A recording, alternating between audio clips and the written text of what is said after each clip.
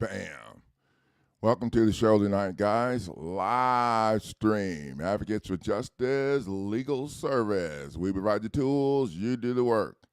I'm Coach Neighbors, and tonight we're going to cover a very important subject. But before we get started, I want to remind you guys to subscribe to my channel and click on those ads so I can get paid for bringing you guys this free fire to the table. So make sure you click on those ads, and I need you to subscribe. When I get to 5,000 subscribers, I'm going to have a huge sale on something. That's as far as I'm going with that. I'm going to have a sale on something. Oh, and speaking of sale, the temporary restraining order to block the state court from receiving federal funding as long as they're violating the due process rights of the citizens is still on sale right now. I decided to leave it on sale until I get a certain number of people that are using it so that I can get some real-time feedback on how these foods are going to try and respond to it. So that TRO is on my website, and it's still on sale. So if you are looking for a way to try and stop their court process, that's going to be the real deal. So head over to my website at winningcourtnow.com and check that out. So tonight we're going to be talking about the judge's lack of immunity, the lack thereof. And we're going to also touch a little bit more on the new TRO.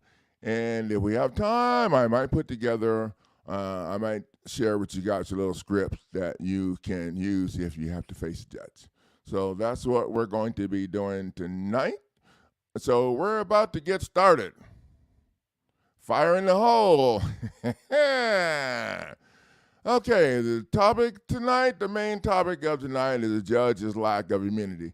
Now, this seems to be one of the main things that these fools are trying to use to skate the issue here, and it's weak. It's very weak.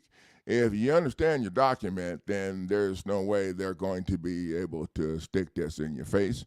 But some people kind of freak out and need to breathe in that bag when the federal judge tells them they're going to dismiss their lawsuit and send it back because the state court has immunity.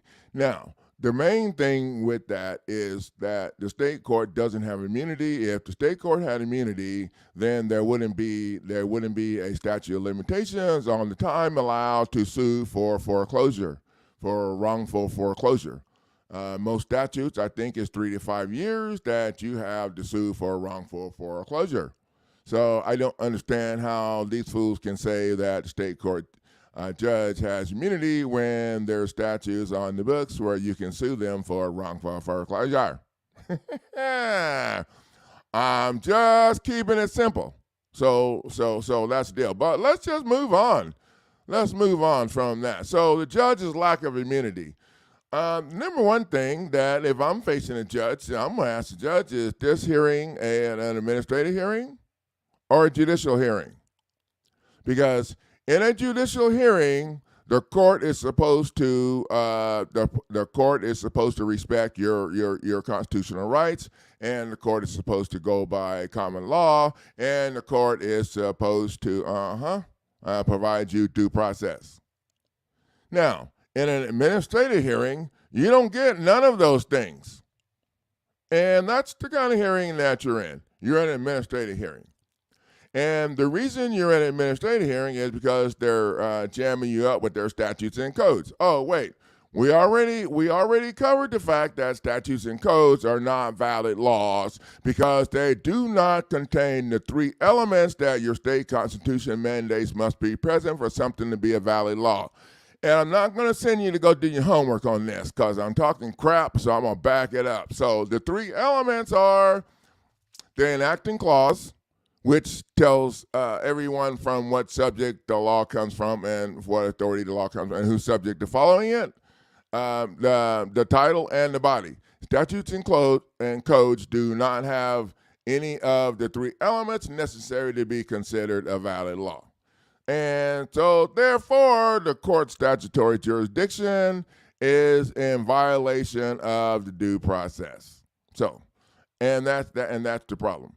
The problem is you're an administrative court. The judge is not a judicial judge with judicial authority. He's an administrative judge, and the judge has conflict of interest. And the judge's conflict of interest comes into play because the state is the person that's actually foreclosing on your property. The state is the corporation that is in control of your deed through real estate deed fraud. The state violated the statute for property transfer, and if you check your state statute, it says that deed is supposed to be delivered to you after the sale. And the deed was not delivered to you after the sale. They registered the deed in their office, what they call their constructive delivery, and that illegal registration is real estate deed fraud. They committed real estate deed fraud. Now, the state is the one paying the judge. The state is the one paying the prosecutor. So any judge that's ruling in a case that is brought on by the state would be a conflict of interest, right? I mean, I don't know. I'm not as smart as attorneys and stuff. And so I'm just saying, if the state's paying the judge and the state's really the one that's stealing your property, the state's the one that's licensing all of the subcorporations that are attacking you, the county recorder's office, the tax assessor's office, all of those offices are regulated and licensed by, help me with this, the state. So now the state judge has conflict of interest. And I would, I told you I was going to do a script later. We're just going to get right to it. I never do your honor thing because there ain't no honor when they're stealing your shit. So sir. So if there was conflict of interest, you'd have to step down, right? Well, what conflict? Well, the state is the one that's illegally foreclosing on my property. The state committed real estate deed fraud and took over my deed, and they made a copy of it to send to me. And when they did that, they violated counterfeiting laws. Because once a deed was processed to the Federal Reserve, it was turned into a security. So they made a copy of this security and sent to you to verify that you had ownership in your property and you don't have ownership in crap. Pretty much. Oh, wait. And then when they registered your property, they reclassified it from your private property to commercial, residential, agricultural, or whatever. So they changed it over to one of their classifications for the sole purpose of taxation. Now, here's the question. The question becomes, had they not registered your, and I said I'm not that smart, so I'm just asking you guys to figure this out. If your deed was not registered in their office, could they prove that there was a lien against your property? Think about it. Most people don't realize that very first lien that was put on their property was the mortgage lien, and it was illegal. And the reason it was illegal is because, think about this.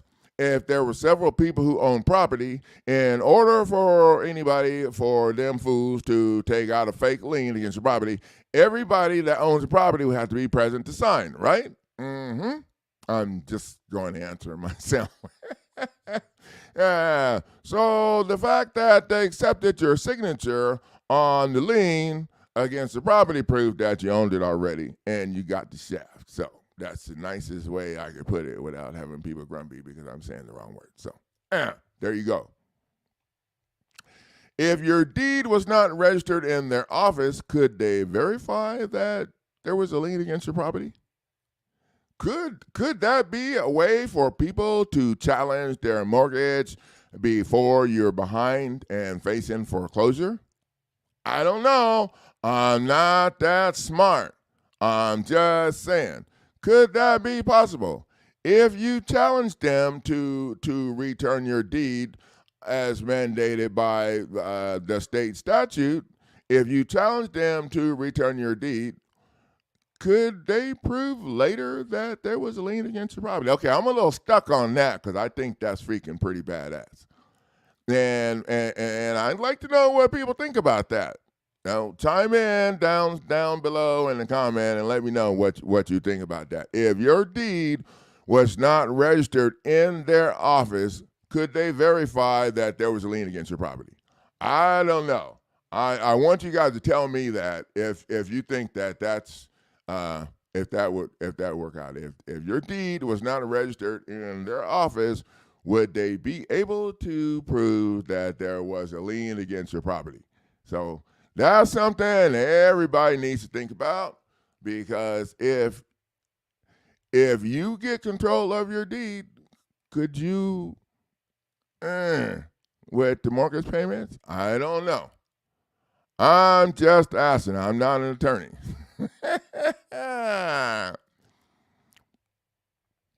Now, the other thing we want to talk about, there's somebody here. Hey, aunt. She says no, they wouldn't be able to verify that there was a lien against your property. Oh, I got some other people doing some homework up here. I got 2 no's. Well, I think y'all know that the no is no. So, so here's the thing. Here's the thing. You guys, you don't have to get the property tax challenge package to get this done. Yeah, you don't. You can get it done. You get the 42 U.S.C. 1983 Civil Rights Package for foreclosure offense and back their ass in the corner. I think that if it was me, and I'm not an attorney, but it was me, I would back their ass in the corner. And as soon as they're not able to respond because they can't respond to my shit, as soon as their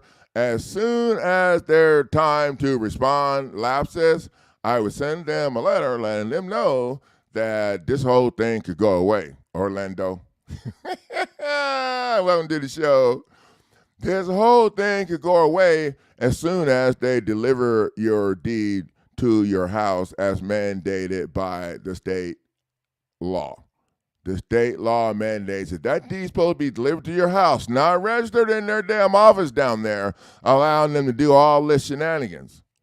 So, I don't be playing. So, any document that you have to back their ass against the wall, you should be using in the end to get them to deliver your deed. Now, how's that work? Well, and I play football and I box and those are things not smart people do. So I'm not that smart. But I'm going to tell you right now, what I would do is jam the judge ass up.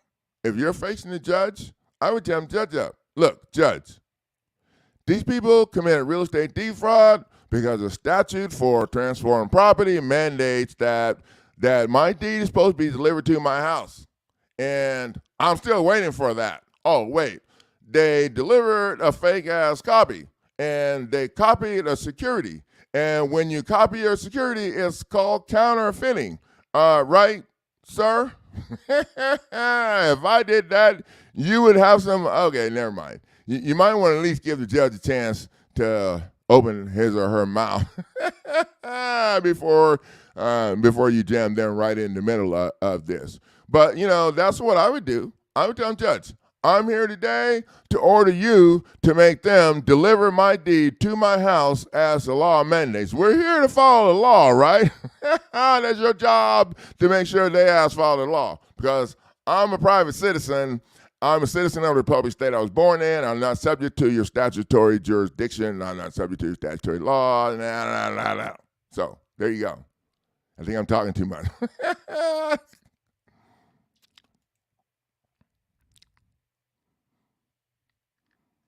Yeah, we never worry about the rules of evidence, Orlando, because the other thing that we're going to talk about tonight is how to crush the state court process.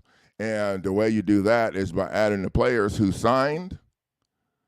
You add the judge who signed to rule in court without an injured party. And you add you add the state. Because the state is the one paying and licensing all of the below or the above. The below. I don't know how you want to put it. when you add those parties to your lawsuit that you get from me and turn it into a counterclaim and file it in a state case, you're crushing their case altogether. What you just done was you just took the attorney, you just took the judge, and you took the state, and you added them to the attorney's foreclosure against your property.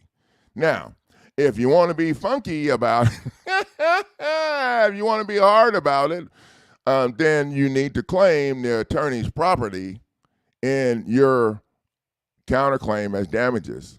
And when you do that, you have to serve the attorneys, you have to serve the attorney's wife or the spouse, because most cases the spouse is named on the property. And if you're countersuing for their property, then you need to make sure you add all the owners to it. So now you just add added the attorney's spouse to the attorney's foreclosure lawsuit, and you file that in the state case. And now the judge can't hear the case because the judge is party to the case. The attorneys have to get it. Yeah, there's a bunch of things that take place that they don't want to have to do. And yeah, thank you, man. Thank you, Aunt. And that's what I'm here for. They mess with the wrong mofo. So that's pretty much it. And so I spent my life understanding their loopholes and figuring out how to teach people how to use them. Yep. Securities fraud. I don't know if I can spell that. But we bringing it to the table. We have a lot of people. Oh, I need to have some of you guys that invested in the TRO. I'd like to have you come on the show next week and tell people what you think about it, because it's still on sale for $200 right now. Today is 11/5, so it's still on sale. And that document was structured to stop the process. And so I want to know how well, or how, I want to know what their response to it is. So so I can laugh, because I cannot wait to see. That is one powerful document. That TRO was structured to block the state court from receiving federal funding as long as their everyday policies and procedures violate your due process or the Fifth Amendment. And it was also structured to violate, because court procedures are violating your due process as well. And the state court doesn't qualify to receive federal funding as long as they're violating the citizens. And so we're going to use this to file in your case, and you can file it in their case even, along with your counterclaim. And we want to file this in the federal case to force the federal judge to make the call. And if the federal judge don't make the call, then you're going to turn your sights on the federal judge, because the federal judge is not following the law and violating your rights. So and now we're not even talking about the foreclosure or the attorney's house. Oh, and by the way, if you do that, they're going to be really freaking mad. Really, really mad. So here's how that goes. If they not mad, you need to go home and throw your shit in the yard. So I'm just going to leave it to you like that. Okay, I cannot put it any more simple, any more clear than that. If they're not mad, you better go throw your stuff out in the yard yourself. So there you go with that. I wanted to have a session where I can answer questions. If anybody has any questions about my products, or how to use them, how to switch your stuff over to them.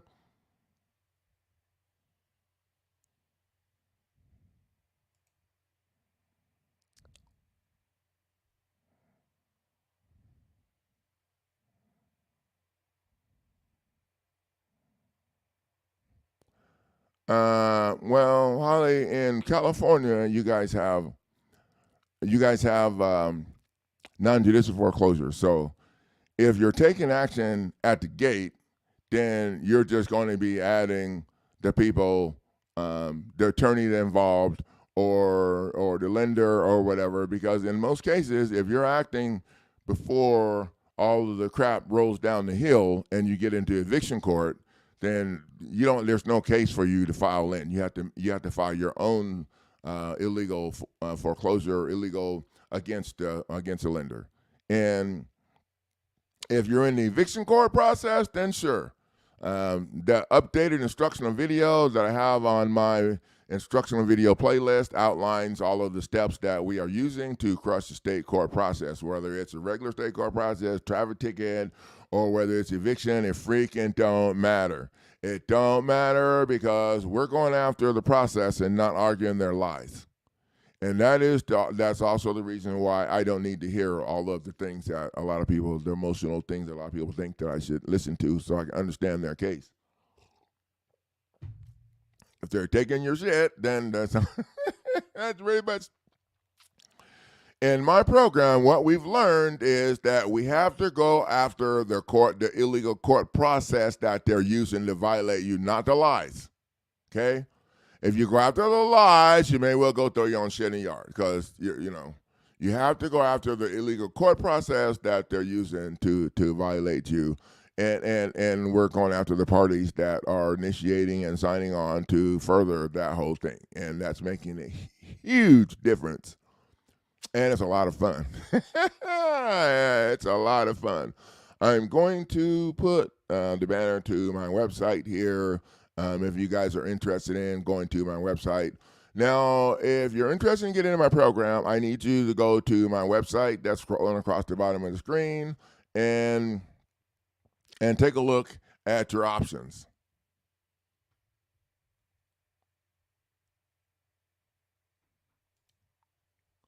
You need to take a look at your options and figure out what you think can work for you, because you're acting as your own attorney. Don't call me asking me, hey, what can I do? Because that's not the way this works. I'm not an attorney. You got to figure out where you need to be, and then I help you after you figure out where you need to be. If you have questions about my program or about a specific package, then that's what you bring to the table. People who come and ask me, what do I do? Okay, that's the way the process goes for them their entire way. Well, they never make it to the end because I don't I don't work like that. You're the one running your show. I'm just a coach. You're running your show. So you got to figure out what you need to be doing. You got to go look at those packages and figure out which one you think you can use. You got to Google if I'm in a judicial or not in judicial foreclosure. Everything's on Google that you need. You can Google that shit and figure it out. And you can call me and ask me questions, and I can tell if Orlando, you have to, you're not hearing me. You got to go to the website and check that out. Plus the screen, it's still going across the bottom of the screen there. And the reason I don't discuss the price, because I could tell you it's like $5 million, and it could be worth every penny of that. But if you don't go and look at and see what you're getting, what you have to do and all of that, then you have no idea what the value of it is. So go to the website and check that out. Any questions about the process of crushing the state court, you need to go to my YouTube channel and find an instructional video playlist that should be at the top of my homepage, and click on that playlist and find the updated instructional video. And in that video, I cover all of the things that you need to know to crush the state court process. And there are other videos. I have 4 or 5 videos on that process, so you guys will have to go there. And my question and answer section is not for stuff that's already on the video, so that's how I do that. I want to send you guys to the video. At the end of the day, my job is to help you guys learn, not to make it easy. Now, I could easily help you learn if you listen, maybe. So go to the website and check that out. And I want to thank you guys for the privilege of sharing your time, and I'll see you guys in the next video. Make sure you subscribe to my channel and have your people subscribe to my channel. When I get to that 5,000 subscriber mark, I'm going to have a sale on something important. So there you go with that. Thank you guys. Have a great evening.